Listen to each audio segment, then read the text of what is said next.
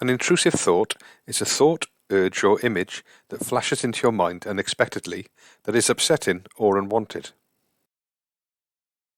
There are many different types of intrusive thoughts. They may be about your relationships, your religion, or sexuality, and may be completely incompatible with your morals, values, and beliefs. For example, you may have thoughts about harming yourself, even though you're not depressed, or harming someone you love. Intrusive thoughts are surprisingly common. In 2011, I ran a survey on Facebook and found that 87.5% of people experienced at least some intrusive thoughts. Most people shrug off these strange thoughts, but for some people they become a real problem because the intrusive thoughts become very frequent, very powerful, and very distressing. But why can some people shrug them off, but for others they just can't ignore them?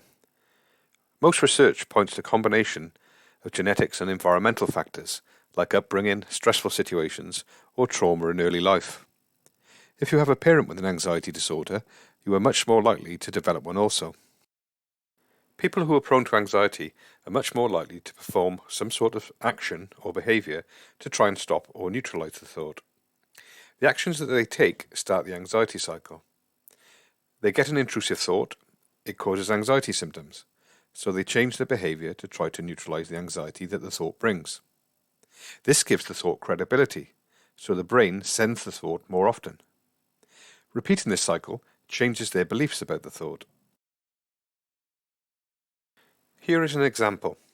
When driving, Amanda gets the thought to suddenly swerve and drive the car off the road.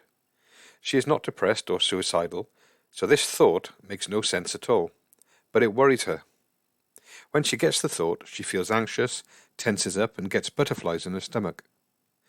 So when the thought comes, she keeps repeating to herself, "I will not drive the car off the road. I will not drive the car off the road." This becomes a mantra that she repeats to herself every time she gets in the car, but the thought gets stronger and more frequent. She then starts to worry that she might swerve the car and run someone over, so she decides to stop driving altogether. But these actions don't stop the thought. It continues to come and now diversifies. She starts to get other thoughts about harming herself or others in other ways. Amanda's actions or changes in behavior have reinforced the belief that she is a risk to herself and others.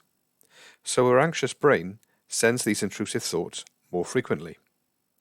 And so the anxiety cycle goes around and around and is very difficult to stop.